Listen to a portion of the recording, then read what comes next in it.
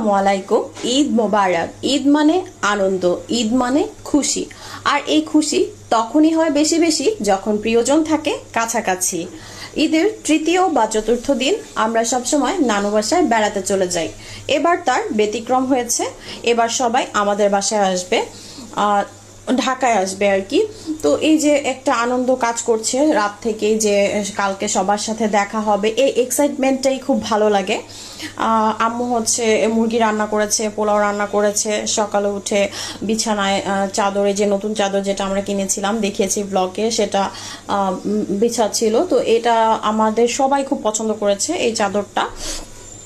এরপরে আমি ড্রেস পরে ফেললাম।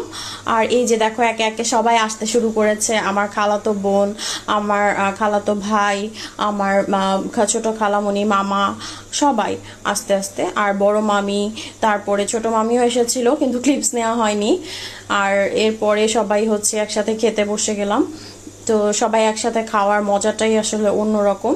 এরা সবাই একসাথে হলে খুব গল্প করে, মজা করে। এই যে বড় মামা, উনি ছবি তুলতে খুব পছন্দ করে।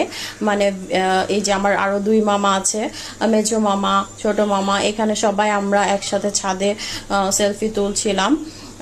আমরা এরা হচ্ছে আর কি একটা ফুলের মতো, সবাই আর কি একসাথে থাকবে।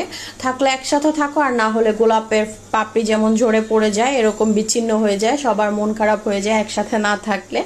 এই যে আমি বকশিসও পেয়ে গেলাম। তো পরের দিন সন্ধ্যাবেলা আমি রেডি হয়ে গিয়েছিলাম। আমাদের প্ল্যান ছিল আমরা সবাই মিলে ঘুরতে বের হব, কিন্তু এত বৃষ্টি ছিল যে বের হওয়া পসিবল ছিল না। তাই আমরা বাসায় নাস্তা সেরে ফেললাম। কিন্তু আমার কাছে কেন যেন ভালো লাগছিল না। পরে আমি বললাম যে যেহেতু বৃষ্টি কমে গিয়েছে চলো বের হই। আর আমার তো জানোই তোমরা বের হতে কত ভালো লাগে। তো এর মধ্যে আমার দুইজন কাজিন অনুপস্থিত ছিল। একজন বাসা চেঞ্জ করেছে, আসতে পারেনি, আরেকজন জ্বর ছিল। তো আমরা এই কয়জন কাজিন মিলেই গিয়েছিলাম। আমরা লাইভ পিৎজা খেলাম, তারপরে ফুচকা খেলাম। সবাই অনেক দিন পরে একসাথে বসে এভাবে পিকচার তুলেছি, সময়টা উপভোগ করেছি, আসলে খুবই ভালো লাগে। এরপরে বাসায় এসে রাতের খাবার সেরে ফেললাম, যেহেতু বৃষ্টি ছিল তাই খিচুড়ি ছিল মেনু। আর এই যে পরের দিন ওরা চলে যাচ্ছে, তো আমাকে ক্লিপ দিয়েছিল। ছোটবেলা নানু বাসা থেকে আসার সময় আমি সব সময় কান্না করতাম।